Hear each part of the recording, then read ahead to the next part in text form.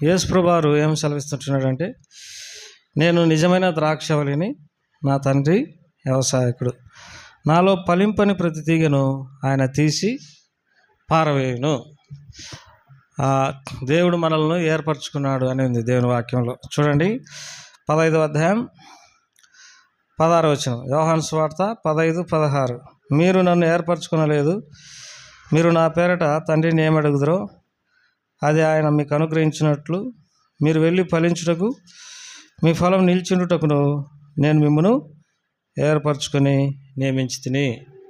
దేవుడు మనల్ని ఎందుకు ఏర్పరచుకున్నాడు అని అంటే, మనం ఫలించుటకు, మన ఫలము నిలిచి ఉండడానికి ఏర్పరచుకున్నాడు. అదో శ్రేష్టమైనటువంటి మాట. మనము దేవుడు ఏర్పరచుకొనబడినటువంటి వారమే. ఈ లోకంలో ఎంతోమంది ఉన్నారు, దేవుడు వారిని ఏం చేయలేదు, ఏర్పరచుకోలేదు. దేవుడు మనల్నే ఏర్పరచుకున్నాడు. కారణం ఏంటంటే, మనం ఫలించడానికి, మన ఫలము నిలిచి ఉండడానికి దేవుడు ఏర్పరచుకున్నాడు. దేవుడు ఎలాంటి వారిని ఏర్పరచుకున్నాడో చూడండి. 1 కొరింథీయులకు రాసిన పత్రిక 1వ అధ్యాయం, కొరింథీయులకు రాసిన మొదటి పత్రిక 1వ అధ్యాయం, మొదటి పత్రిక 1వ అధ్యాయం 26వ వచనం నుండి, సహోదరులారా మిమ్మల్ని పిలిచిన పిలుపును చూడుడి.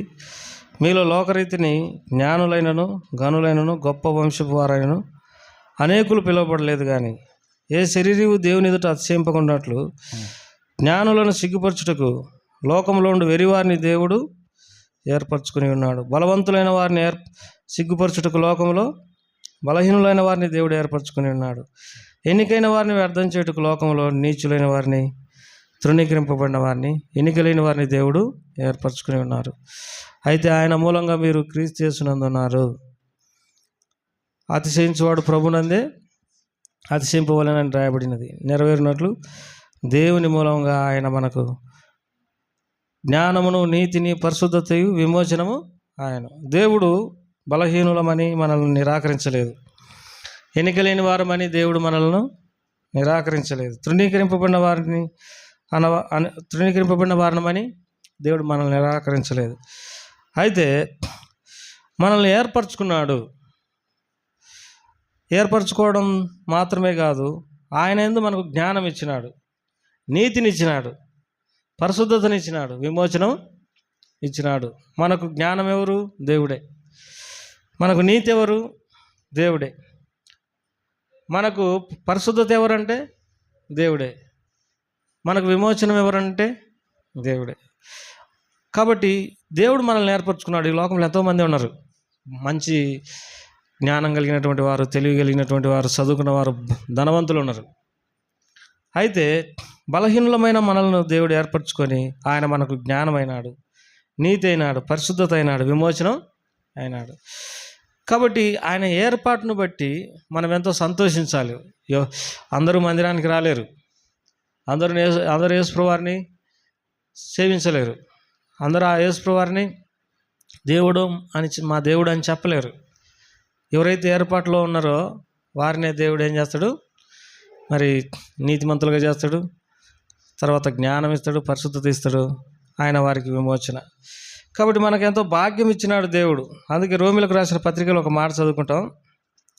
రోమిలకు రాసిన పత్రిక 8వ అధ్యాయం, దేవుని వాక్యంలో రోమిలకు రాసిన పత్రిక 8వ అధ్యాయంలో ఒక వాక్య భాగాన్ని చదువుకుంటాం.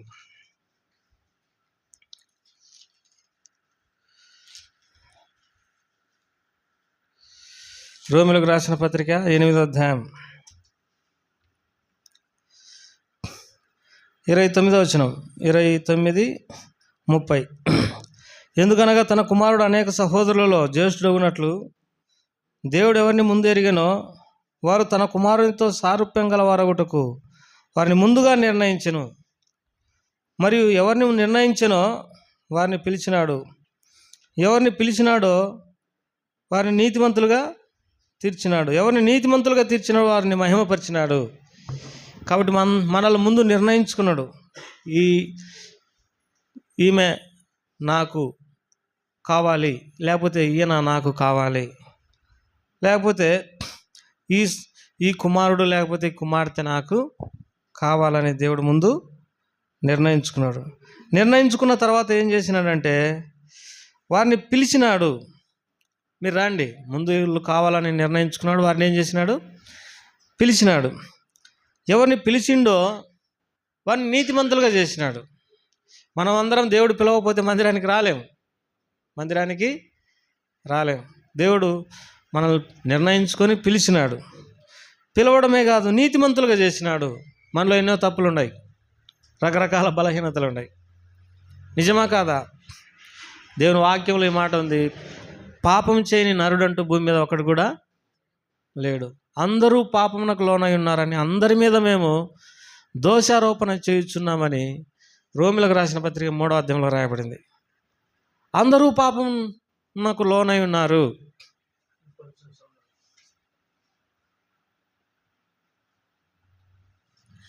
అందరూ పాపమునకు లోనై ఉన్నారు అంటే అందరూ అంటే బైబిల్లో ఒక మాట రాయబడింది, ఏ భేదము లేదు, అందరూ పాపం చేసి దేవుడు అనుగ్రహించిన మహిమను పొందలేకపోతున్నారు. మనుషులలో భేదాలు ఉన్నాయి. ఏ భేదాలు? కులాలను బట్టి భేదాలు ఉన్నాయి.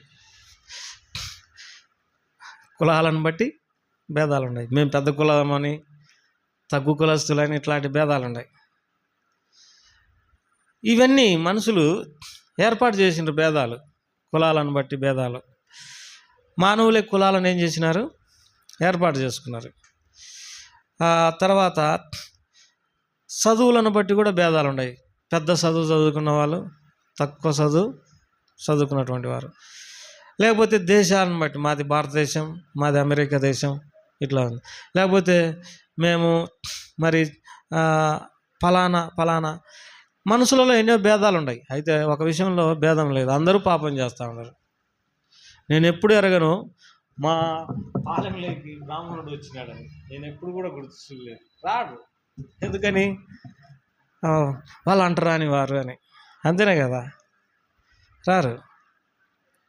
వాళ్ళకంతా లోపల ఉంటుంది. మీరు వాళ్ళతో సహవాసం కూడా చేయరు. అయితే దేవుడు ఏమంటున్నాడంటే, there is no different, all are sinned and short the glory of the God. ఏ భేదం లేదు, అందరూ పాపం చేసి దేవుడు అనుగ్రహించు మహిమను ఏం చేయలేకపోతా ఉన్నారు? పొందలేకపోతున్నారని రాయబడింది. పాపం అనేది ఒక మనుషుని ద్వారా వచ్చింది. ఎవరి ద్వారా వచ్చినదని దేవుని వాక్యంలో రాయబడింది అంటే 5వ అధ్యాయం, రోమిలకు రాసిన పత్రిక 5వ అధ్యాయం 12వ వచనం.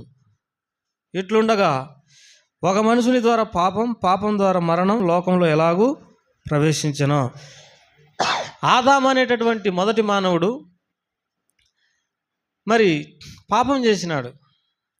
ఇట్లుండగా ఒక మనుషుని ద్వారా పాపం ద్వారా మరణం లోకంలోనికి ప్రవేశించింది. ఆయన ఏం చేసినాడనంటే, ఆదాము అనేటటువంటి వ్యక్తి తినవద్దన్న పండు తిన్నాడు.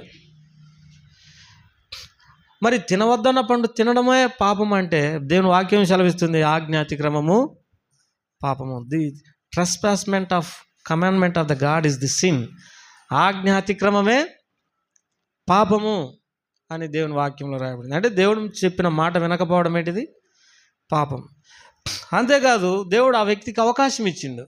తన పాపాన్ని ఏమైనా ఒప్పుకుంటాడా అంటే, ఆదాము తన పాపాన్ని ఒప్పుకోలేదు అని దేవుని వాక్యంలో మనం చూస్తాం. చూడండి, యోబు గ్రంథంలో ఈ మాట చదువుకుంటాం. యోబు గ్రంథం, ఆదాముకు దేవుడు అవకాశం ఇచ్చినాడు.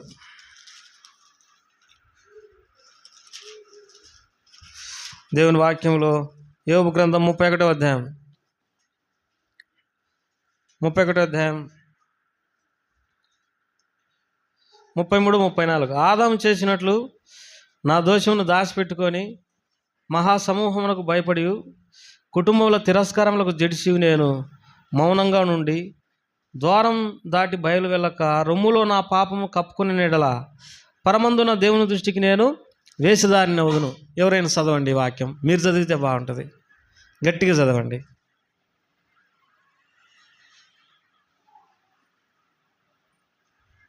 ఎవరైనా చదవండి, గట్టిగా చదవండి. ఆదాము చేసినట్లు,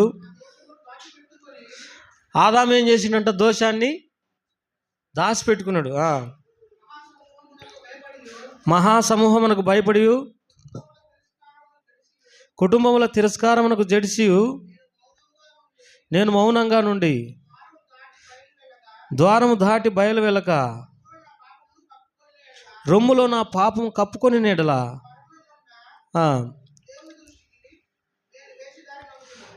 దోషం దాచిపెట్టుకున్నాడు, పాపాన్ని కప్పిపెట్టుకున్నాడు, దేవుని దృష్టికి వేషధారి అయినాడు.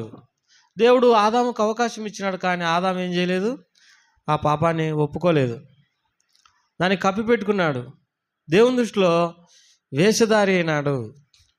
కాబట్టి ఏ భేదం లేదు, అందరూ పాపం చేసి దేవుడు అనుగ్రహించి మహిమను పొందలేకపోయినారు. పాపం చేయని నరుడంటూ ఒక్కడు కూడా లేడని దేవుని వాక్యంలో రాయబడింది. పాపము వలన మానవులు ఏం చేసినారని అంటే దేవుని మహిమను పోగొట్టుకున్నారు. ఇంకా చెప్పాలంటే దేవుని పోగొట్టుకున్నారు, దేవుని ఆశీర్వాదాలను పోగొట్టుకున్నారు, దేవుని సన్నిధిని పోగొట్టుకున్నారు, విడువబడినారని అర్థం. పాపము మానవునికి దేవునికి ఏం చేసిందని అంటే ఎడబాటు తీసుకొని వచ్చింది. దేవుని వాక్యంలో ఈ మాట ఉంది, 59 యెషయా గ్రంథం 59 చదవనా?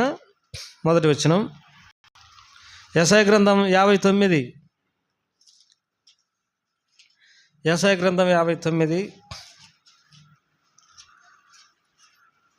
మొదటి వచనం. రక్షింప నేరకైనట్లు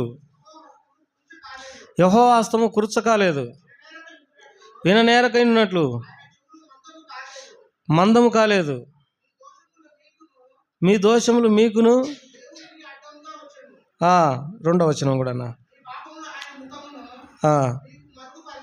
మీ పాపములు ఆయన ముఖమును మరుగుపరిచినాయి కనుక ఆలకింపకున్నాడు.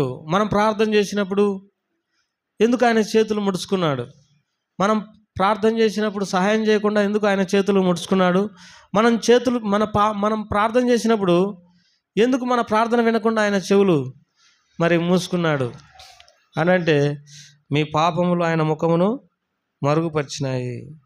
మీ చేతులు రక్తము చేతను, మీ వ్రేలు దోషం చేతను అపవిత్రపరచబడి ఉన్నవి, మీ పెదవులు అబద్ధములాడుచున్నాయి, మీ నాలుక కీడును బట్టి మాట్లాడుచున్నాడు. భక్ష్యం గారు ఒక పుస్తకంలో రాసిండు, గొప్ప మర్మములు అని అనుకుంటా ఆ పుస్తకం పేరు, గొప్ప మర్మములు. ఈ మధ్య నేను చదివిన ఏంటంటే మా సంఘంలో ఉద్యమం రావాలి, లేకపోతే మా సేవలో ఉద్యమం రావాలని ప్రజలు కోరుకుంటారు, కానీ ముందు తమ సంగతులు కూర్చొని సరి చేసుకోరు అని అన్నాడు. చేసే తప్పే చేసుకుంటా మళ్ళా దేవుని సహాయం అడుగుతారు, ఆ పాపాన్ని విడిచిపెట్టరు. ఏదో ఈ పాపము నాకు నీకు అడ్డం వస్తూ ఉంది కనుక నేను దీన్ని విడిచిపెడతా ఉన్నాను అని యథార్థంగా ఒప్పుకొని విడిచిపెట్టరు. ఆ కారణాన్ని బట్టి ఆయన అన్న మాట ఏంటంటే గొడ్డు బారిపోయినాయి సంఘాలని అన్నాడు, ఉజ్జీవం అనేది లేదు అని అన్నాడు. మనము అబద్ధములు ఆడే వారంగా ఉంటే అబద్ధములు ఆడుతూ బలలో చేసి మళ్ళీ పోయి అబద్ధములు ఆడుతూ ఉన్నాం,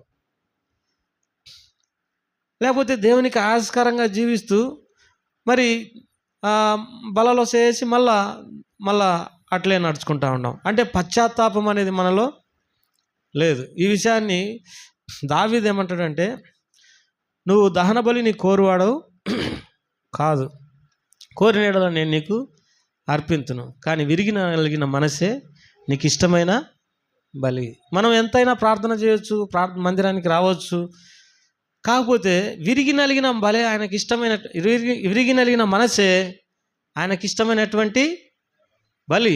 నీ మనసు విరిగిందా? దేవుని ప్రజలారా, మరి మనము ఫలించాలి అని అంటే, మన ఫలాలు నిలిచి ఉండాలని అంటే, మనలో ఉన్న గొడ్డుబారినతనం పోవాలని అంటే, మనకు అడ్డంగా ఉండే మనకు అడ్డంగా ఉండే పాపాలను ఏం చేయాలి?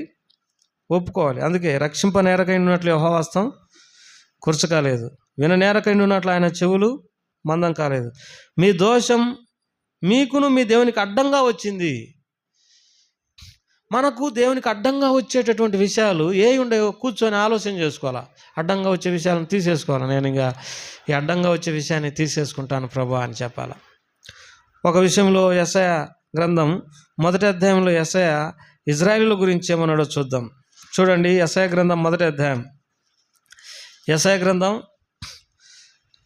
మొదటి అధ్యాయం 4వ వచనం. పాపిష్టి జనమా, దోషభరితమైన ప్రజలారా, దుష్ట సంతానమా, చెరుపు చేయు పిల్లలారా, మీకు శ్రమ. ఇజ్రాయేలులను ఏమన్నాడంటే పాపిష్టి జనం అన్నాడు, దోషభరితమైన ప్రజలు అన్నారు, దుష్ట సంతానం అన్నారు, చెరుపు చేయు పిల్లలు అన్నారు, మీకు శ్రమ అన్నారు. 2వ వచనంలో యెహోవా మాట్లాడుచున్నాడు. చదవన్న 2వ వచనం. యెహోవా మాట్లాడుచున్నాడు, ఆకాశమా ఆలకించుము, భూమి చెవియొగ్గుము, నేను పిల్లలను పెంచి గొప్పవారినిగా చేస్తిని. దేవుని మీదనే తిరగబడినారు. దేవుడేమో వారిని పెంచి పెద్ద చేసినాడు, కానీ వారేమైనారు? తిరగబడినారు. అంటూ ఏమన్నాడు అంటే చూడండి 11వ వచనంలో చదవన. యెహోవా సెలవిచ్చిన మాట ఇదే, విస్తారమైన మీ బలులు నాకేలా, దహన బలులకు పొట్టేలును, బాగుగా మేపిన దూడల క్రొవ్వును నాకు వెక్కసమాయను. కోడెల రక్తమందైనను, గొర్రెపిల్లల రక్తమందైనను, మేకపోతుల రక్తమందైనను నాకు ఇష్టం లేదు. నా సన్నిధిని కనబడవలనని మీరు వచ్చున్నారే, నా ఆవరణములను త్రొక్కుటకు మిమ్మల్ని రమ్మన్నవాడేవాడు. మీ నైవేద్యం పెడదాం, అది నాకు అసహ్యం పుట్టించు ధూపార్పణం. దాన్ని ఇకను తేకుడి. అమావాస్యయు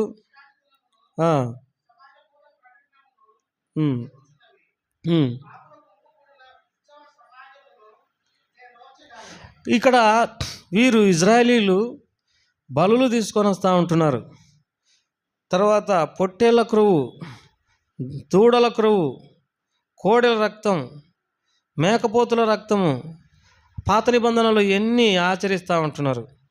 నైవేద్యము, ధూపము, వీటన్నిటిని తీసుకొని వస్తూ ఉంటున్నారు. అంతేకాదు అమావాస్యయు, విశ్రాంతి దినం, సమాజ కూట ప్రకటనలు జరుగుతున్నాయి. పాపులు గుంపు కూడిన ఉత్సవమును నేను ఓర్చజాలను. వారు తమ పాపాలను తీసివేసుకున్నాకనే, లేకపోతే తమ పాపాలు ఒప్పుకొనకోకుండా వారు అమావాస్య తర్వాత విశ్రాంతి దిన సమాజ కూటములు ప్రకటించుకుంటున్నారు. చాలాసార్లు మనము మన వ్యక్తిగతంగా ఉండేటటువంటి సంగతులు సరి చేసుకోకుండానే ఎంతో భక్తి చేస్తున్నప్పుడు అందులో జరిగే విషయం ఏంటంటే దేవుని సన్నిధి అనేది అనుభవించలేం. దేవుని ఆత్మ మనతో కూడా ఉన్నట్టుగా, మనతో మాట్లాడుతున్నట్టుగా అనిపించదు. ఎందుకనంటే నీ పాపమును నువ్వేం చేయలేదు, తీసివేసుకోలేదు. కాబట్టి దేవుని వాక్యంలో రాయబడిన మాట ఏంటంటే, రాయబడిన మాట తర్వాత వచనాలు చూద్దాం. 15వ వచనంలో చదవన. మీరు మీ చేతులు చాపునప్పుడు మిమ్మల్ని చూడక నా కన్నులు కప్పుకుందును. మీరు బహుగా ప్రార్థన చేసినను నేను వినను. మీ చేతులు రక్తంతో నిండినవి, మిమ్మల్ని కడుక్కొనుడి, శుద్ధి చేసుకోండి. మీ దుష్క్రియలు నాకు కనబడకుండా వాటిని తొలగింపుడి. కీడు చేయటం మానుడి, మేలు చేయ నేర్చుకునుడి. కీడు చేయడం మానండి, మేలు చేయడం నేర్చుకోండి. మీ దుష్క్రియలను నాకు కనపడుకోకుండా తీసేసుకోండి. మిమ్మల్ని కడుక్కొనుడి, శుద్ధి చేసుకునుడి.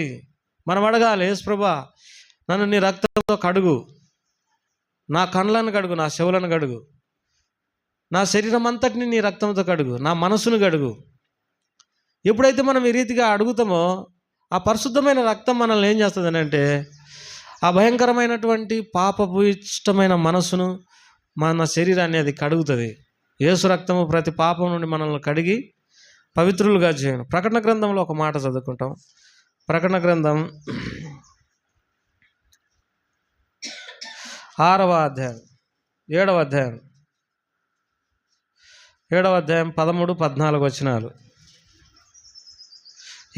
13, 14, 15 వచనాలు చదవండి. పెద్దలలో ఒకడు తెల్లని వస్త్రములు ధరించుకున్న వీరెవరు, ఎక్కడ నుండి వచ్చిరని నన్ను అడిగాను. అందుకు నేను, అయ్యా నీకే తెలియను అతడు ఇలాగూ నాతో చెప్పాను, వీరు మహాశ్రమల నుండి వచ్చిన వారు, గొర్రెపిల్ల రక్తంలో తమ వస్త్రంలో ఉతుక్కొని వాటిని తెలుపు చేసుకునేది. అందువలన వారు దేవుని సింహాసనం ఎదుట కూర్చోండి రాత్రింబగళ్ళు ఆయన ఆలయంలో ఆయనను సేవిస్తుంటున్నారు. ఎవరైతే the people those who are washed their garments in the blood of Jesus Christ, they have privilege to serve him in his temple. ఎవరైతే యేసుప్రభు రక్తంలో తమ పాపములను కడుక్కున్నాడో వారే ఆయన ఆలయంలో ఆయనను సేవించగలరు.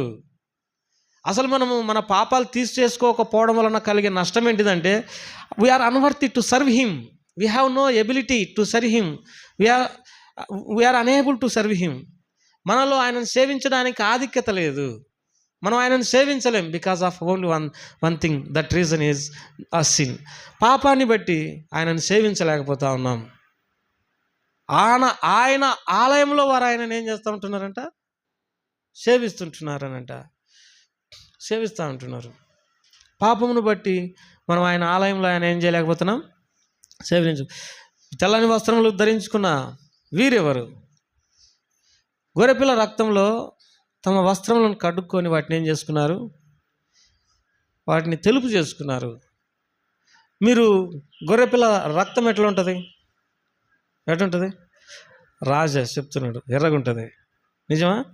మరి నా తెల్లంగి దాంట్లో రక్తంలో పెట్టినాం అనుకో, మరి తెల్లగట్ట అవుతుంది? చెప్పు, అవుతుందా? మరి ఎట్లా?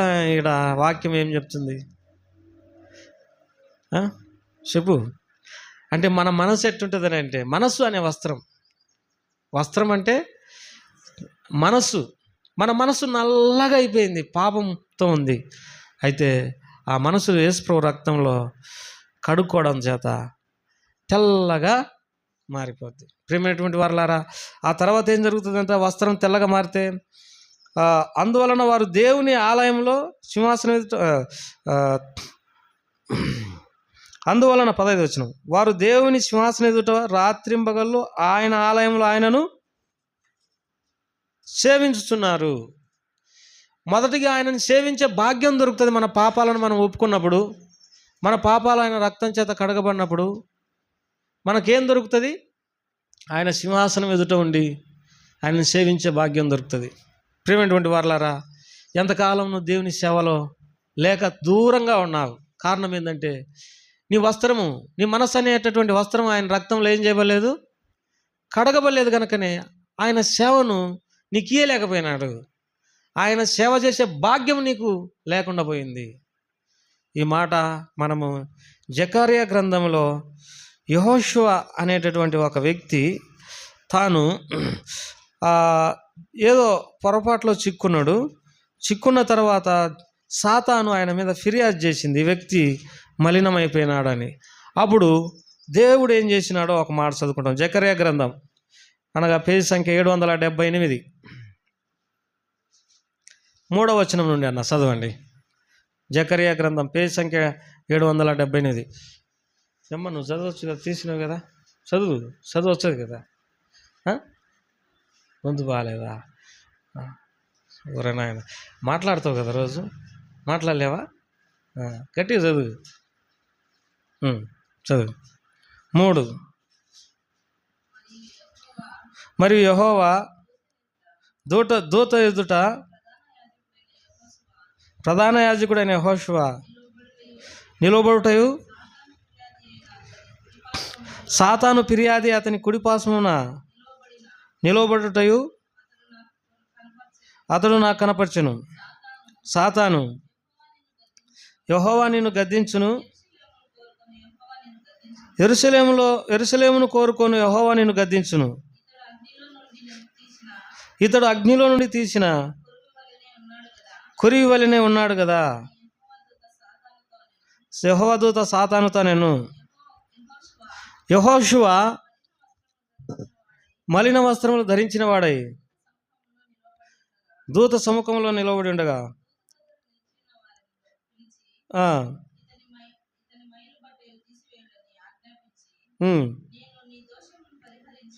నేను నీ దోషములను పరిహరించి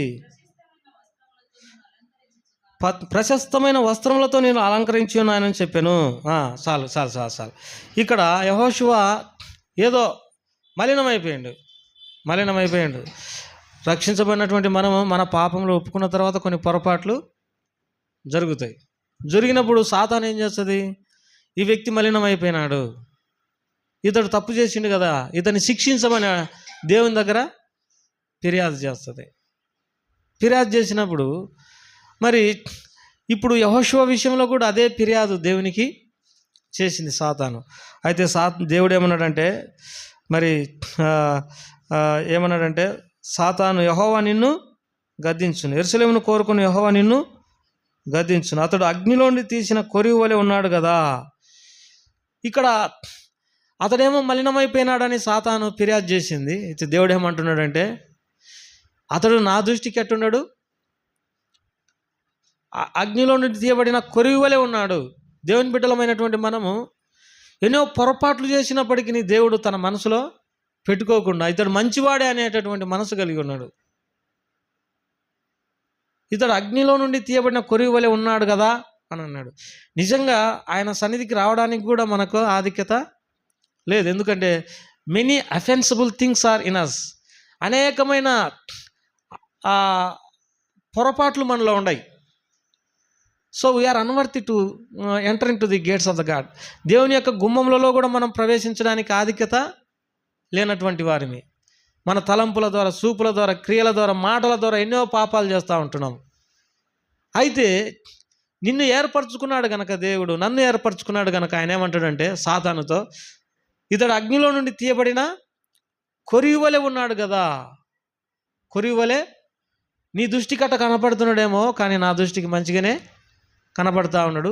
కానీ ఇతడు తప్పు చేసిన సంగతి మాత్రం వాస్తవం, తప్పు చేసిన సంగతి మాత్రం వాస్తవం అంటూ దేవుడు ఏమన్నాడు ఆ వ్యక్తి గురించి అంటే, యెహోషువ మలిన వస్త్రములు ధరించిన వాడి దూత సముఖంలో నిలబడి ఉండగా దూత దగ్గర నిలిచిన వారిని పిలిచి ఇతని మైల బట్ట తీసివేయుడని ఆజ్ఞాపించి, నేను నీ దోషమును పరిహరించి ప్రశస్తమైన వస్త్రములతో నిన్ను అలంకరించుచున్నానని చెప్పినాడు. తప్పు చేసినప్పటికీ నిన్ను నేను ఏర్పరచుకున్నాను కనుక, నిన్ను నిర్ణయించుకున్నాను, నిన్ను పిలిచినాను, నిన్ను నీతిమంతునిగా చేసినాను, నిన్ను మహిమపరిచినాను కనుక నీ మలిన వస్త్రాలు ఏం చేస్తుండా? తీసేస్తుండా. ఇతనికి ప్రశస్తమైన వస్త్రాలు ధరింపజేయండి అని చెప్పినాడు. అన్న తర్వాత ఇంకొక మాట కూడా అన్నాడు, మనల్ని దేవుడు నీతిమంతులుగా చేసిన తర్వాత, ఆయన పిలిచిన తర్వాత, నీతిమంతులుగా చేసిన తర్వాత, మహిమపరిచిన తర్వాత కొన్నిసార్లు పొరపాట్లు జరిగినప్పుడు కూడా క్షమించి ఆయన ఏమంటాడంటే చూడండి 7వ వచనంలో, సైన్యములకు అధిపతికి యెహోవా సెలవిచ్చినదేమనగా, నా మార్గములలో నడుచు, నేను నీకు అప్పగించిన దానిని భద్రంగా గైకొని ఎడల నీవు నా జనుల మీద అధికారివై నా ఆవరణలను వాడబగుదువు. ఇక్కడ నిలవబడు వారికి కలిగినట్లు నా సన్నిధిని నిలుచు భాగ్యము నేను నీకు ఇత్తును. కాబట్టి ఆయన రక్తంలో కడగబడినటువంటి ఆ ప్రజలు సింహాసనం ఎదుట ఉండి ఆయన ఏం చేస్తూ ఉంటున్నారు? సేవిస్తుంటున్నారు. ఏం చేస్తూ ఉంటున్నారు? సేవిస్తా. ఇప్పుడు ఈ మలిన వస్త్రాలు తీయబడిన తర్వాత యెహోషువను గురించి దేవుడు ఏమంటాడంటే, నా మార్గాలలో నిలబడితే నీవు నా ఆవరణలను కాపాడు వాడవగుదువు. ఇక్కడ నిలవబడిన వారికి కలిగినట్లు నా సన్నిధిలో నిలుచు భాగ్యము నీకు ఇస్తా. ప్రియమైనటువంటి వారులారా, మరి నీ వస్త్రములు కడగబడినాయా? ఆయనను సేవించే భాగ్యమును కలిగి ఉన్నావా? ఆయన సేవించే, అసలు ఆయన సేవ కొరకే కదా నేను ఏర్పరచుకున్నది. నీ కాళ్ళు ఆయన సేవ కొరకై ఉపయోగపడాలా, నీ చేతులు ఆయన సేవ కొరకై ఉపయోగపడాలా, నీ బలము ఆయన సేవ కొరకై ఉపయోగపడాలా, నీ సమయము ఆయన సేవ కొరకై ఉపయోగపడాలా, నీ డబ్బు దేవుని సేవ కొరకై ఉపయోగపడాలి, నీ ఆస్తిపాస్తులు అన్నీ దేవుని సేవ కొరకై ఉపయోగపడాలా. అయితే ఆ సేవలో నుండి నువ్వు లేకుండా ఉండావు అని అంటే దీని అర్థం ఏంటిది? అందుకే ఇక్కడ ఇంకో మాట కూడా రాయబడింది 15వ వచనంలో, ప్రకటన గ్రంథం 7:15లో, అందువలన వారు దేవుని సింహాసనం ఎదుట ఉండి రాత్రింబగళ్ళు ఆయన ఆలయంలో ఆయనను సేవించున్నారు. సింహాసనాసీనుడైన వాడు తానే తన గుడారం వారి మీద కప్పును. సింహాసనాసీనుడైనటువంటి వాడు తన గుడారము వారి మీద కప్పును అంటే అర్థం ఏంటిది? గుడారం వారి మీద కప్పును అంటే అర్థం ఏంటంటే, ఎవరైతే ఆయనని సేవిస్తారో వారికి విశ్రాంతి దొరుకుతుంది. గుడారం వేసినాం, ఎందుకు వేస్తాం గుడారం అంటే ఎండ తగలకోకుండా. 91వ కీర్తన 1వ వచనంలో, మహోన్నతుని చాటున నివసించువాడే సర్వశక్తుని నీడను విశ్రమించువాడు. Whenever our garments are become white, whenever our garments are washed in the blood of lamb, then the time what happened to us? We have privilege to serve him in his temple. కాబట్టి మనము మన వస్త్రములు ఆయన రక్తంతో కడగబడినప్పుడు, తర్వాత మనము మన వస్త్రాలు తెలుపు చేసుకున్నప్పుడు ఆయన ఆలయంలో ఆయనను సేవించు భాగ్యం దొరుకుతుంది. ఎంత భాగ్యమో! కొంతమందికి దేవుని ఆలయంలో ఆయనను సేవించే భాగ్యం దొరికింది. ఎందుకంటే నీ ఆవరణంలో నివసించినట్లు నువ్వు ఏర్పరచుకొని చేర్చుకుని వాడు ధన్యుడు. నేను 16వ ఏట రక్షించబడినా. ఎప్పుడు రక్షించబడినా? 16వ ఏట. ఆనాటి నుండి ఆయన ఆవరణంలో నిలిచే భాగ్యం దేవుడు నాకు ఇచ్చినాడు. తర్వాత ఆయన సన్నిధిని నిలిచు భాగ్యం నాకు అనుగ్రహించినాడు. ఆయన సింహాసనం ఎదుట ఆయనను సేవించే భాగ్యం దేవుడు నాకు అనుగ్రహించినాడు. తర్వాత ఆయన గుడారం నా మీద కప్పినాడు. అంటే నాకు విశ్రాంతి దొరికింది. నేను ఇప్పుడు ఎండకు వానకు గాలికి మాడటం లేదు. ఆ ప్రభువారు నాకు నీడనిచ్చినాడు. కాబట్టి దేవుని వాక్యంలో 84వ కీర్తనలో ఒక మాట చదువుకుంటాం. కీర్తనలు 84వ అధ్యాయం మనందరికీ పరిచయమైనటువంటి వాక్య భాగం. కీర్తనలు 84 4వ వచనం. నీ మందిరమునందు నివసించువారు ధన్యులు, వారు నిత్యము నిన్ను స్తుతించురు. ఎవరు ధన్యులు అనంట? నీ మందిరమునందు నివసించువారు ధన్యులు, వారు నిత్యం నిన్ను స్తుతించుదురు. ఇంకో మాట కూడా ఇక్కడ చదువుకుంటాం.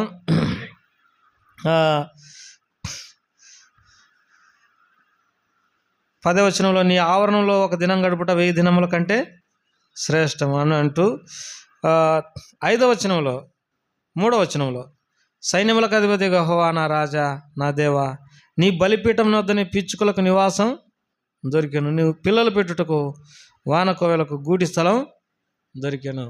పిచ్చుకల్లాంటి వారిని, బలహీనులైనటువంటి మనల్ని దేవుడు ఆయన ఆలయంలో ఆయనను సేవించడానికి అవకాశం ఇచ్చినాడు. ఆయనను సేవించడానికి అవకాశం ఇచ్చినాడు.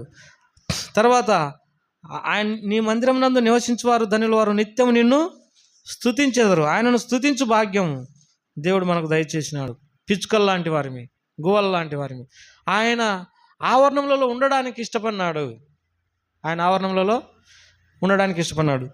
అంతేకాదు మరి ఆయన సన్నిధిని నిలుచు భాగ్యం మనకిచ్చినాడు. అందరము, ఒక ముఖ్యమంత్రి ఉంటాడు. ముఖ్యమంత్రి నీ కాడ నేను కూర్చుంటానంటే కూర్చోవడం కాదు కదా, ఆయన కాడికి రానేడు. ముందు ఆయన కాడ ఉండేది వాళ్ళు ఎవరో వాళ్ళే. ఎంత చదువు ఉండాలో, ఎంత క్వాలిఫికేషన్ ఉండాలో, ఆయన చెప్పే సమాధానాలకు విషయాలకు కరెక్ట్గా సమాధానం చెప్పేటటువంటి వారుగా ఉండాలో. ఎవరినంటే ఎవరిని చేర్చుకోడు. అట్లాంటిది దేవుడు నిన్ను చేర్చుకున్నాడని అంటే నీకు ఎంత ఆధిక్యత ఉన్నదో చూడండి. ఎందుకంటే నీ పాపంలో ఆయన రక్తం చేత కడగబడినాయి కనుక ఆయన నిన్ను చేర్చుకున్నాడు. చూడండి ఎవరిని చేర్చుకున్నాడో. ప్రకటన గ్రంథం 7వ అధ్యాయం యొక్క మాట చదువుకొని ముగించుకుంటాం. 16వ వచనం. వారికి ఇక మీదట ఆకలి అయినను దాహమైనను ఉండదు, సూర్యుని ఎండైనను ఏ వడగాలైనను వారికి తగలదు. ఎలా అనగా సింహాసనం మధ్యమందుండు గొర్రెపిల్ల వారికి కాపరి అయి జీవజముల బుగ్గల యొద్దకు వారిని నడిపించును. దేవుడే వారి కనుల నుండి ప్రతి బాష్ప బిందువును తుడిచివేయను. ప్రియులారా, ఎవరైతే ఆయన రక్తముతో తమ వస్త్రాలను కడుక్కున్నారో,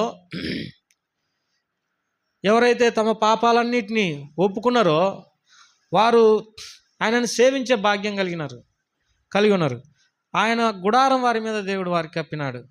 తర్వాత వారి కనుల ప్రతి బాష్ప బిందును తుడిచే దేవుడుగా ఉన్నాడు. ఆకలి లేకుండా చేసినాడు, దప్పిక లేకుండా చేసినాడు. తర్వాత ఎండదెబ్బ వడగాలి ఏమి లేకుండా చేసినాడు. జీవజలముల బుగ్గ యొద్ద వారిని నడిపించిన గొప్ప తృప్తి, గొప్ప ఆశీర్వాదాలను దేవుడు వారికి అనుగ్రహించినాడు. అయితే ఇప్పుడు ప్రశ్న ఏంటిదనంటే, మరి నీవు నీ పాపములను ఆయన రక్తంలో కడుక్కున్నావా? దేవుడు ఏమంటాడంటే ఒక మాట అంటాడు. ఒక్క మాట చదువుకుందాం. యెషయా గ్రంథం 1వ అధ్యాయంలో, యెషయా గ్రంథం 1వ అధ్యాయంలో ఈ మాట చదువుకుంటాం. 18 వచనం. చదవండి అన్న, ఎవరైనా చదవండి. 18 వచనం.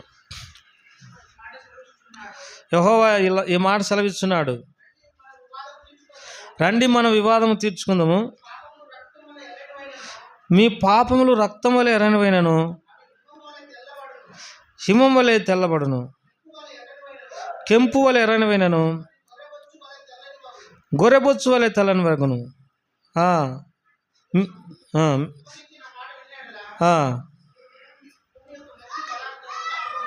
కాబట్టి మీ పాపములు రక్తం వలె ఎర్రనివైన అవి హిమం వలె తెల్లబడును, కెంపు వలె ఎర్రనివైన అవి గొర్రెబొచ్చు వలె తెల్లని వరకును. దేవుడు ఏమంటున్నాడంటే, నాకు మీకు వివాదం ఉంది, నాకు మీకు వివాదం ఉంది, ఈ వివాదాన్ని తీర్చుకుందాం రాని అంటున్నాడు. దేవుడు బలవంతుడు. బలహీనుడైనటువంటి వ్యక్తిని ఏమంటున్నాడంటే, పరిష్కారం చేసుకుందాం రమ్మ అంటున్నాడు. ఒకవేళ ఆయన శిక్ష పెట్టే మాట అయితే మనం తట్టుకున్నా లేవు. ఇప్పుడు నేను బలవంతుని అయినా అనుకో, నన్ను ఎవరన్నా ఏదన్నా చేసిండనుకో, నేనేం చేస్తాను, నా బలం అంతా ఉపయోగించి వాళ్ళని ఏం చేస్తా, శిక్ష పెడతా. కానీ బలహీనుడైనటువంటి మానవులను దేవుడు ఏం చేస్తూ ఉంటున్నాడు, రండి మనం వివాదము తీర్చుకుందాం అని అంటున్నాడు. ఎంతగా తను తాను కంట్రోల్ చేసుకుంటున్నాడో చూడండి. ఆయన కోపగించుకుంటే మనుషులు ఏం కాగలరు, బూడిదే కాగలరు. కానీ దేవుడు ఏమంటాడంటే, నేను కోపగించుకోవటంలే, మేము కూర్చొని పరిష్కారం చేసుకుందాం రాండి అని అంటుండా. కూర్చొని, కాబట్టి మనలందరినీ పిలిచిండొచ్చు, రండి మీరు పలాని విషయంలో నాకు విరోధంగా నడుచుకున్నారు, అందుకే మీ మీద నాకు ఆయాసం కలిగి నా ముఖాన్ని తిప్పుకున్నాను. నేను మరి కోప్పడక మునిపే మీరేం చేయండి, మీరు సమస్యను చేసుకోనండి. చూడండి ఎంత శ్రేష్టమైనటువంటి మాట. 18 వచనంలో, మొదటి అధ్యాయం, యెషయా గ్రంథం 1వ అధ్యాయం 18 వచనంలో యెహోవా ఈ మాట సెలవిస్తున్నాడు, రండి మన వివాదము తీర్చుకుందాము. మీ పాపము రక్తం వలె ఎర్రనివైనను అవి హిమం వలె తెల్లబడును, కెంపు వలె ఎర్రనివైనను అవి గొర్రెబొచ్చు వలె తెల్లని వగును. ఒకవేళ మీరు మరి దేవుడు నాకు కనపడితే ఏమడుగుతావని నన్ను అడగండి. అమ్మ నేను దేవుడు నేను అడిగితే నీకు కనపడి ఏం కావాలమ్మా అని కోరుకోమంటే ఏమడుగుతావు చెప్పమ్మా, గబక్కిని చెప్పు ఆన్సర్. చూడండి ఆలోచన చేసుకుంటుంది ఆమె. కాబట్టి ఒకవేళ మీకు కనపడినాడు అనుకో, కొంచెం ఆగు లిస్ట్ రాసుకొని వచ్చాను తొందరగా. ఒకవేళ నన్ను అడగాడు అనుకో, నాకు శుద్ధ హృదయం దయచి ఏం అడుగుతా, నాకు నా హృదయం శుద్ధంగా ఉండేదానికంటే ఎక్కువైన ఆశీర్వాదం లేనే లేదు. నా పాపం అంతటిని ఏం చేయి, నల్లటి పాపాలను, భయంకరమైనటువంటి పాపాలను అన్నిటిని తీసేసి నన్ను కడుగు, నాకు శుద్ధ హృదయం దయచేయమని ఒక్క మాట అడుగుతాం. అంతకంటే నాకే ఆశ లేదు.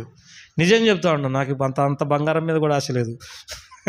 ఉంగరం పెట్టుకున్నాను ఆశ కొట్టాడు అంటే మీకుంటే ఉన్నాయేమో, కానీ నేను మిమ్మల్ని అనటం లేదు.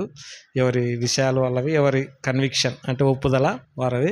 కాకపోతే నేనేమడుగుతా అంటే, ప్రభువా నాలో ఉన్న పాపమంతా తీసివేసి నాకు శుద్ధ హృదయం దయచేయి. ఎందుకంటే హృదయ శుద్ధి గలవారు ధన్యులు, వారు దేవుణ్ణి చూసేదరు.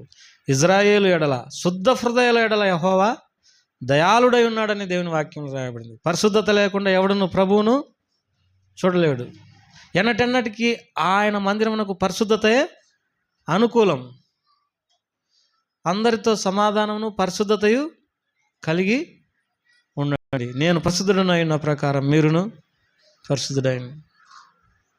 దేవుని అడగాల, ప్రభా నాకున్న పాపమును బట్టి నువ్వు నాకు దూరంగా ఉన్నట్టు అనిపిస్తుంది.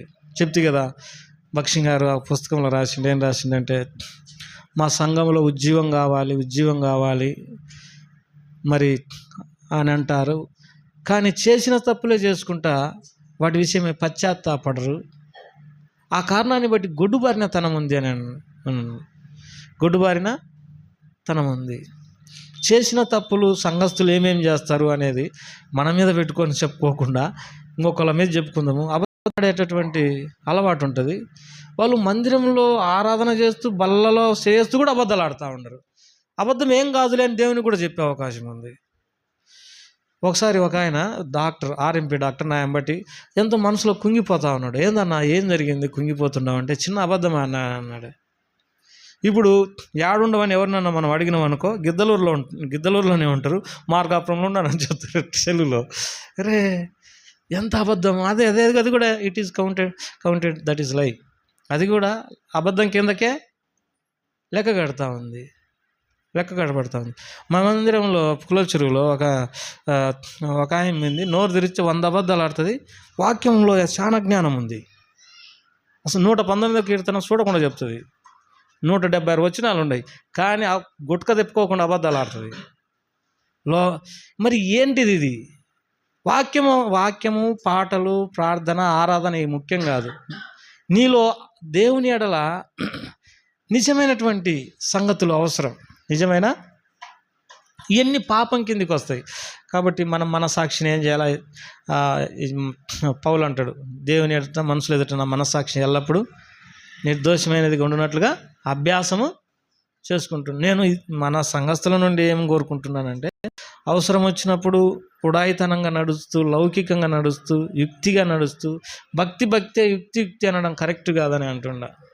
భక్తే యుక్తి కాదని. కాబట్టి ప్రభు రక్తంతో ఏం చేద్దాం?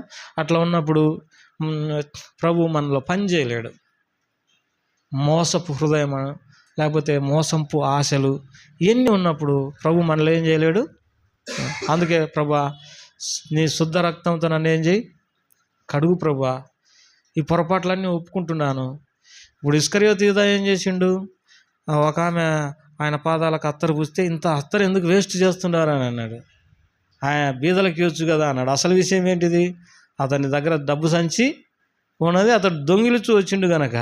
అంటే బయటికేమో వేరేది మాట్లాడుతూ ఉన్నాడు, లోపలేముంది ఒక విషయం. కాబట్టి మనం యథార్థంగా ఉండడానికి ప్రభు సహాయపడగాక ప్రార్థన చేసుకుంటాం.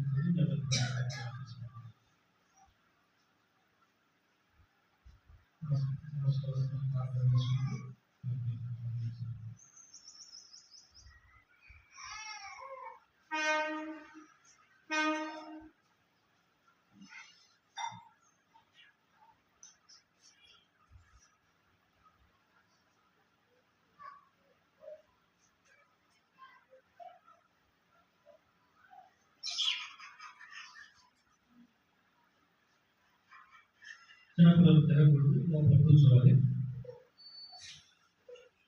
దయచేసి చిన్నపిల్లలు తిరగవచ్చు.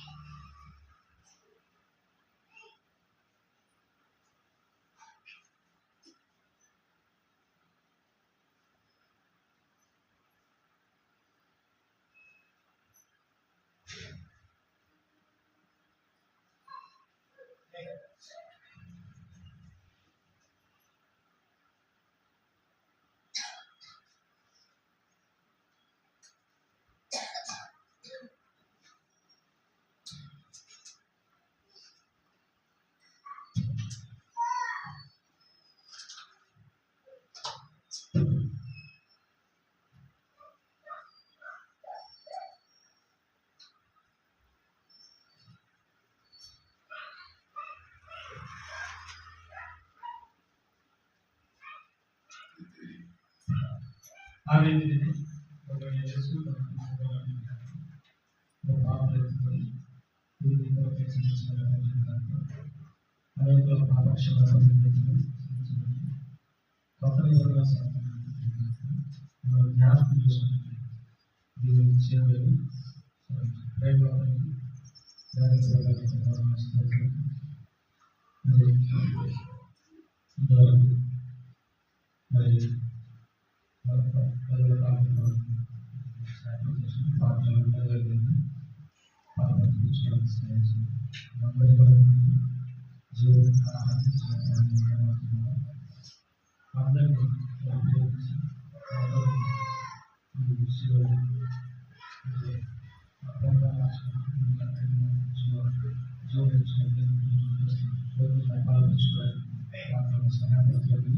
మరి పరీక్షించడం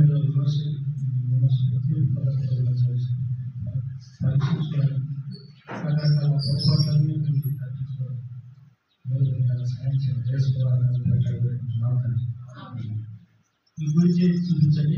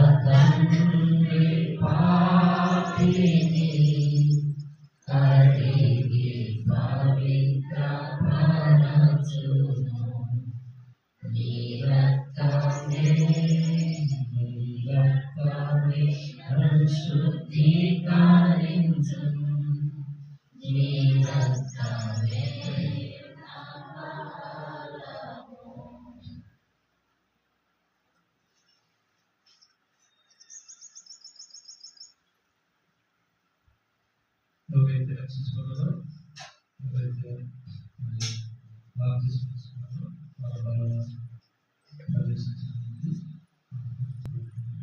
ఇప్పుడు అందరూ పోటీ సేవించి చూపించండి.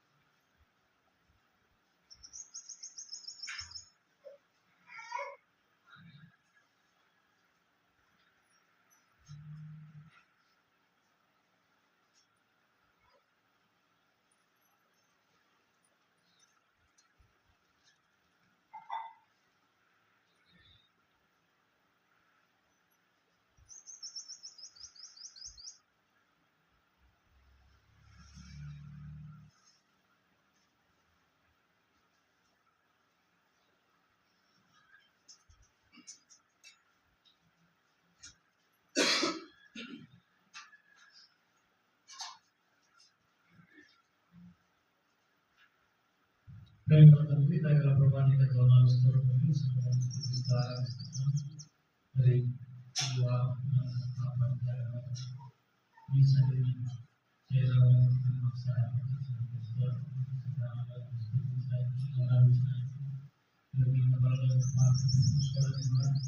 మరి అయితే ఇంకా మార్పులు వారికి కూడా మనకు సహాయం వారు కూడా మరి మరి ప్రారంభించుకోవడానికి సాధ్యం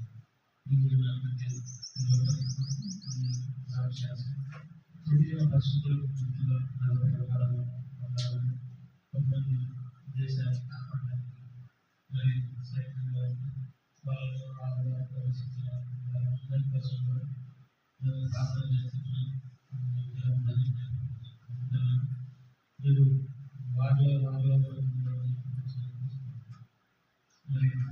సమయంలో ఎక్కువ సమయం జ్ఞాపకం చేసుకుంటూ మరి కొన్ని సంవత్సరాలు ఆరోగ్య సేవలు మరి ఆ స్థలాల్లో బిడ్డలు నగరానికి రావడం సమయంలో మరి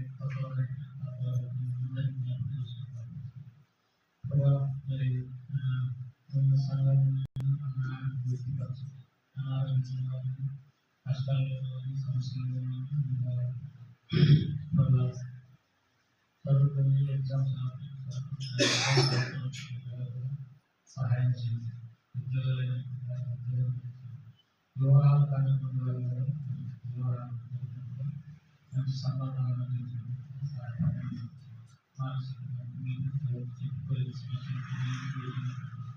ఈ బిడ్డలందరినీ కూడా ఆశీర్వదించి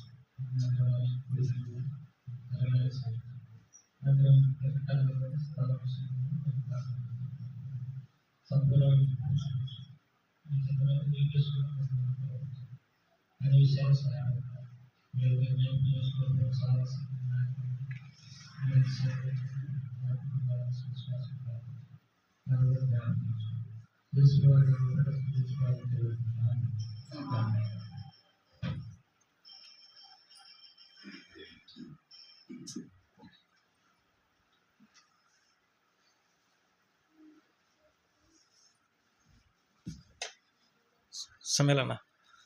సమేలన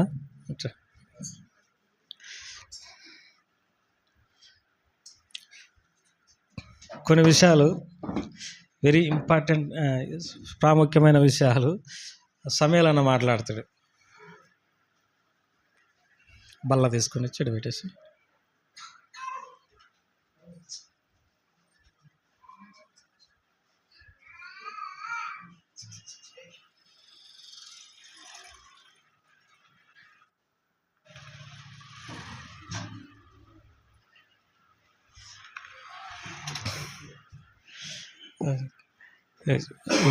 మందిర ప్లేసు కొంచెం ఇరకటంగా ఉంది.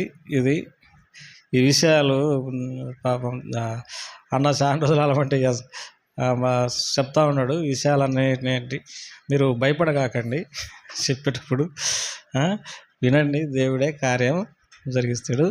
మరి చెప్పడం అనేది అవసరం కూడా ఉంది. ఎందుకంటే తన హృదయంలో దేవుడు ఉంచిన భారాన్ని పంచుకోవడంలో తప్పేమీ కాదు. కాబట్టి మీరు శ్రద్ధగా వినండి. అందరికీ వందనాలు. నేను మా యొక్క ప్లేసు అద్దంకి సొంతది. నేను ఉద్యోగ నిమిత్తం గిద్దలూరుకి 2022 సంవత్సరం వచ్చాను. వచ్చిన దగ్గర నుండి చూస్తూ ఉన్నాం, మందిరంలో అనేక కార్యక్రమాలు అన్నీ మనం చేస్తూ ఉన్నాం. కానీ చాలా చిన్నదైపోయింది.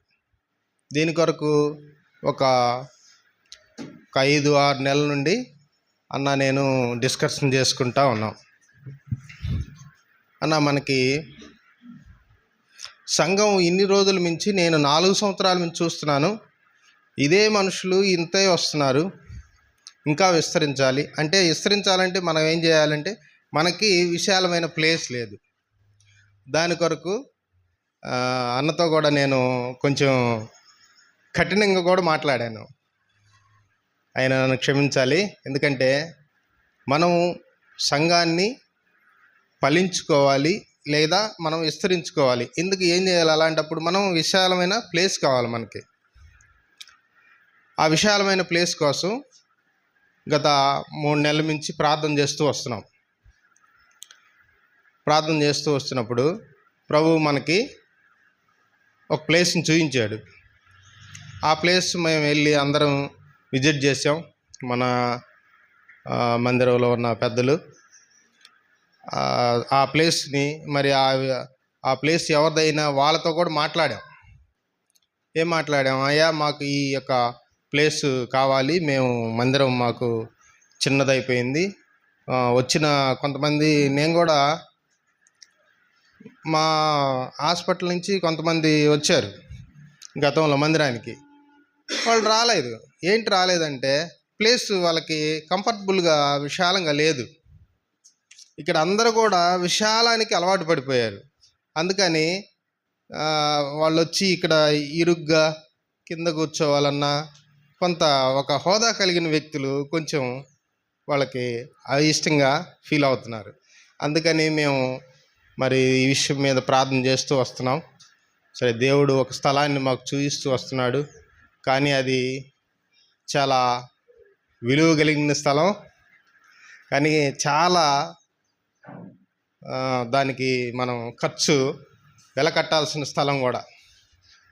దాని నిమిత్తం మనం అందరం కూడా భారంగా ప్రార్థన చేసి ఆ స్థలాన్ని మనం తీసుకొని మనం అక్కడ దేవుని యొక్క సంఘాన్ని ఏర్పాటు చేసుకొని మన సంఘాన్ని ఇంకా ఎక్కువగా విస్తరించి అనేక ఆత్మలను కూడా నడిపించాలని మనం భారంగా ప్రార్థన చేసుకున్నాం. ప్రార్థన చేసుకుంటే దేవుడు తప్పక కార్యం నెరవేరుస్తాడు. ఎందుకంటే నేను గతంలో మా అద్దంకి విలేజ్లో ఉన్నప్పుడు మేము కూడా ఒక చిన్న పక్కన పల్లెటూరు, ఆ పల్లెటూరులో మేము ఒక సేవకుడిని ఏర్పాటు చేసుకున్నాం. 7 సెంట్ల స్థలము. ఒక వృద్ధురాలు, ఆమె ప్రభు నమ్ముకుంది. అన్నిలు వాళ్ళు అంటే వాళ్ళు దేవుణ్ణి ఎరగని వారు. ఆమెకు భయంకరమైన ఒక వ్యాధి వస్తే ఆ వ్యాధి ద్వారా ఆమె ప్రభుని అంగీకరించింది.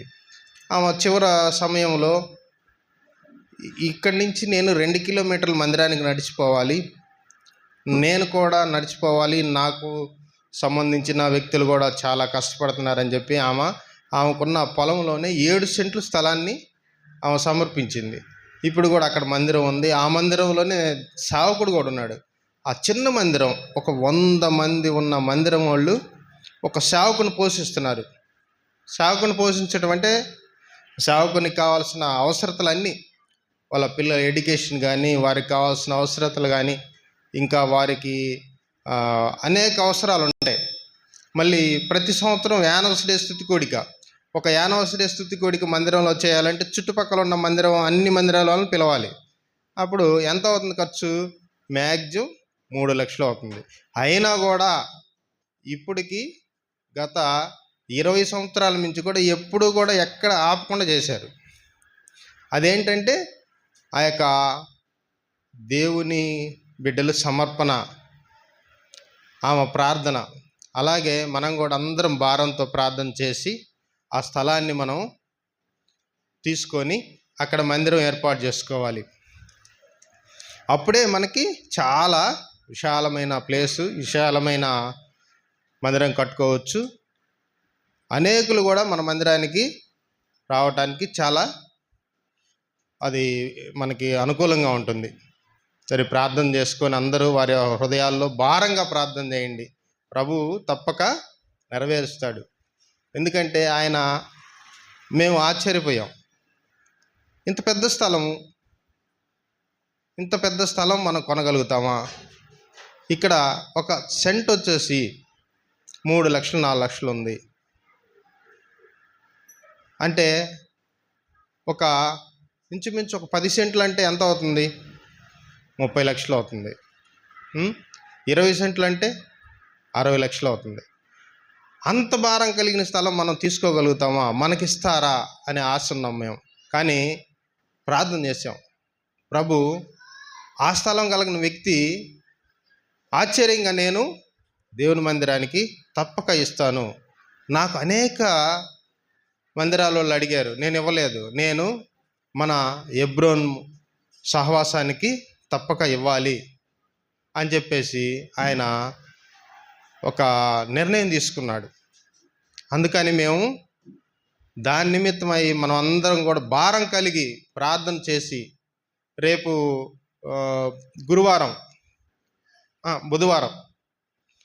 బుధవారం మరి దైవ సేవకుడు వరంగల్ నుంచి పిలుపు అన్న కూడా వస్తున్నాడు.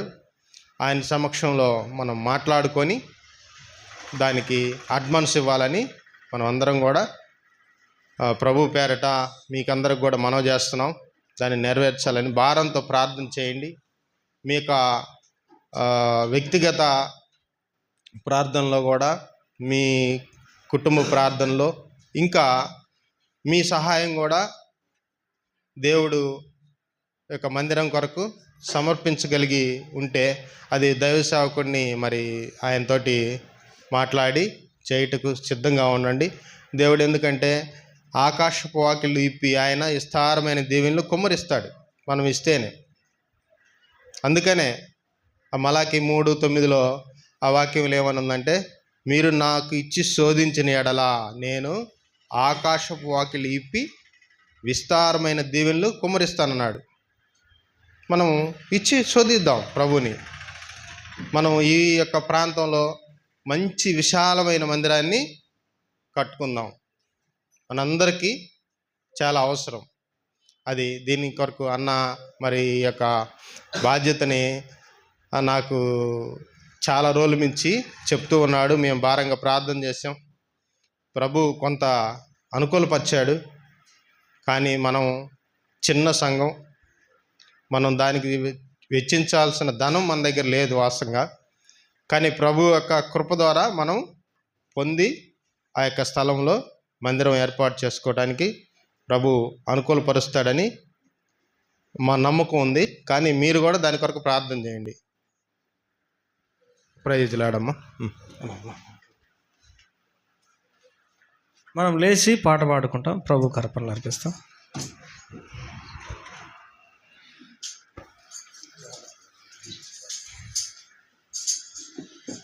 ప్రదీపం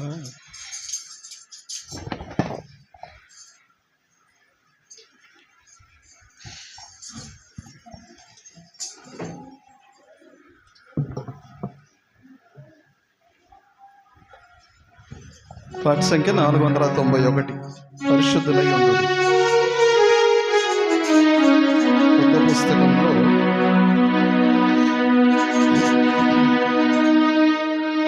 రంగాంకుల్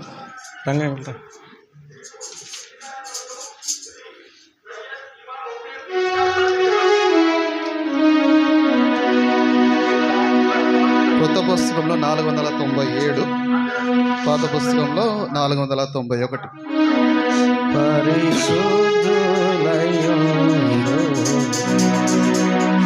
దైవ చిత్తమున తెలుగుని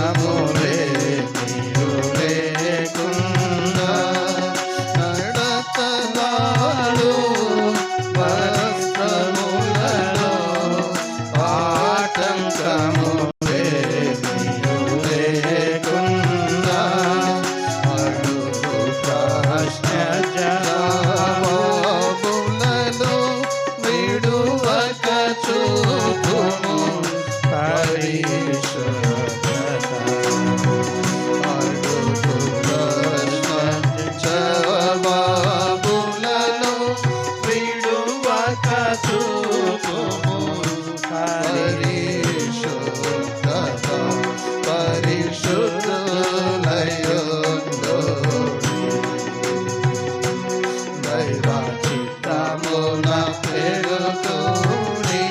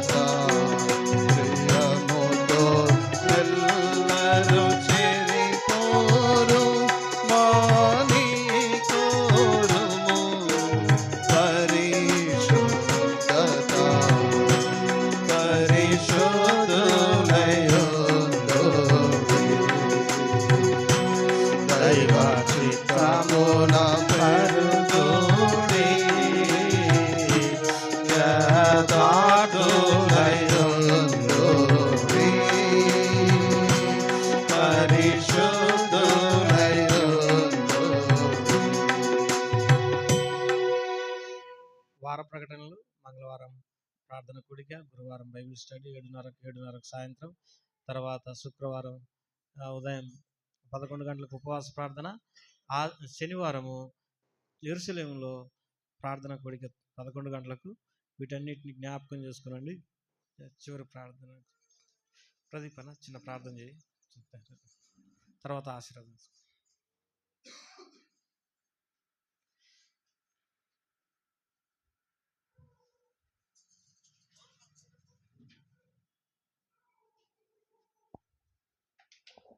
పరిశుద్ధుడా, ప్రేమ కలిగిన దేవ, కృప కలిగిన తండ్రి, మీ ఘనమైన శ్రేష్టమైన నామమును బట్టి కృతజ్ఞతాస్తులు స్తోత్రములు చెల్లిస్తున్నాను ప్రభా. అయ్యా నైనా, మరి నీ మందిర ఆవరణములో ఒక దినము గడుపుట 1000 దినాల కంటే శ్రేష్టమైనదని, అటువంటి ధన్యత, ఆధిక్యత, యోగ్యత లేనటువంటి నరమాతృలమైనటువంటి ప్రభా, బలహీనులమైనటువంటి, బుద్ధిహీనులమైనటువంటి, అపవిత్రులమైనటువంటి, పాడైపోయినటువంటి మనస్సాక్షి కలిగినటువంటి మా ఎడల మీ ప్రేమను చూపించి యేసయ్య మా కొరకు కలువరిలో కార్చిన అమూల్యమైన రక్తం ద్వారా మా మనస్సాక్షిని శుద్ధి చేసి మా ఘోర పాపములన్నిటినీ పరిశుద్ధమైన మీ రక్తంలో, అమూల్యమైన నిష్కలంకమైన మీ రక్తంలో కడిగి శుద్ధి చేసి పవిత్రపరచి మీ పరిశుద్ధమైనటువంటి సన్నిధానములో, సమాధానకరమైనటువంటి గృహములో ప్రభువును చేర్చి ఆత్మీయ మేలులు పొందుటకు, నీ నామమును మహింపరచుటకు మీరు ఇచ్చినటువంటి యోగ్యతను బట్టి, అవకాశమును బట్టి కృతజ్ఞతాస్తులు స్తోత్రం చెల్లిస్తున్నాను. ఆరాధన కార్యక్రమం అంతటిని ప్రారంభము నుండి ముగింపు వరకు నీ నామానికి మహిమకరంగాను, చేరవచ్చిన బిడ్డలందరికీ దీవెనకరముగాను, ఆశీర్వాదకరముగాను మీరు జరిగించిన విధానమునకై కృతజ్ఞతాస్తులు స్తోత్రం చెల్లిస్తున్నాను. బల్ల వర్తమానములో నీ వాక్యం ద్వారా మా హృదయములను మేము పరిశోధించుకొని, పరిశీలన చేసుకొని యోగ్యమైన జీవితం నీ జీవించుటకై మరోసారి మా అందరికీ అవకాశం కల్పించిన విధానమును బట్టి స్తోత్రములు. చెప్పబడిన వాక్య భాగాన్ని బట్టి ఆయా రక్షణ లేని వారికి రక్షణ, మారు మనసును కలుగు నిమిత్తము రక్షింపబడి, బలహీనులైన వారు తిరిగి బలపరచబడి ఆధ్యాత్మిక స్థితిలో ఎదుగునట్లును, ప్రభు ఆత్మీయతలో ఇంకా బలమైనటువంటి యోధులుగా నీ కొరకు జీవించినట్లుగా మీరే వాక్య భాగమును దీవించి ఆస్వాదించమని ప్రార్థిస్తూ, చేరవచ్చిన బిడ్డలందరినీ జ్ఞాపకం చేసుకొని తిరిగి నాయన గృహాలకు వెళ్తుండగా నీ కాపుదలా ఉంచండి. ఈ వారం అంతా నీ దయలో, నీ కృపలో మనందరినీ కాచి కాపాడి, ఎలాంటి విషయాలలో బలహీనలమును, పొరపాటులు చేయవారంగా ఉండకుండానట్లుగా మా జీవితాలను, మా యొక్క నడవడిని నాయన మా ప్రవర్తన అంతటిని నీ అధికారమునకు ఒప్పుకొని నీ అధికారంలో మేము జీవించట కృప చూపించమని మహిమ, ఘనత, ప్రభావస్తుల స్తోత్రం చెల్లిస్తూ, మందిర విషయమై ప్రభా అయా నాయన నీ సేవకునికి ఇచ్చిన భారమును జ్ఞాపకం చేసుకున్న దేవుడు, స్థలం విషయంలో మీ సహాయాన్ని దయచేయండి, సమస్తము సమకూర్చండి ప్రభా. అయా మా నాయన తండ్రి, మరి మా సొంత ఆలోచనలు, మా సొంత తలంపులు కాదు, కానీ నీ ఆలోచన, నీ యొక్క తలంపుల ద్వారా మేము నాయన తండ్రి అయా నీ యొక్క చిత్తం ఏమైంటుందో గ్రహించుకొని ఆ కార్యమును చేయుటకై ప్రభా మేమందరము సమకూడి పనిచేయటకు కృప చూపించండి. స్థలం విషయంలో మీ సహాయాన్ని దయచేయండి ప్రభా. నీ చిత్తమైతే తక్కువ నాయన మరి రేటుకి ఆ స్థలం వచ్చుటకు ఆ యొక్క స్థలపు యజమాని హృదయముని మా దేవ మీరే నాయన మార్చండి ప్రభా. అయ్యా నాయన ఎంతైతే అవసరమైంటుందో అదంతా సమకూర్చబడినట్లుగా మొదట నాయన మేమందరము నాయన పట్టుదల కలిగి ఆసక్తితో నాయన ప్రభా విశ్వాసముతో ప్రార్థించి ఆ యొక్క పనిని జరిగించుటకు ఆనాడు నెహెమ్యా అక్కడ ఉన్న ప్రజలందరినీ పురికొల్పినట్లుగా మేమందరం పురికొల్పబడిన వారమై తండ్రి ఏకదాటిగా నీ పనిలో మేము పాల్పొంది నాయన మా వంతుగా మేము నాయన నీ పరిచర్యకు సమర్పించేటువంటి హృదయాలను మా అందరికీ దయచేయమని, ప్రతి విషయంలో మీ సహాయాన్ని దయచేసి మీరే మహిమ, ఘనత, ప్రభావాలు పొందుకోమని, చేరువచ్చిన బిడ్డలందరినీ దీవించి ఆశీర్వదించమని యేసుక్రీస్తు నామములో స్తుతించి ప్రార్థించి వేడుకొంచున్నాను తండ్రి, ఆమేన్. మన తండ్రి అయిన దేవుని కృప, ఆయన కుమారుడైనటువంటి యేసుక్రీస్తు ప్రభువారి ప్రేమ, పరిశుద్ధాత్మకమైన సావాసము మనందరికీ నిలబడి సదాకాలంతో గాక. ఆమేన్. Praise the Lord. భోజనానికి కూర్చోండి. భోజన సావాసాన్ని కలిగి ఉంటాం. మరి అందరూ సాపలు తీసుకొని భోజనానికి కూర్చున్న వాళ్ళని మనం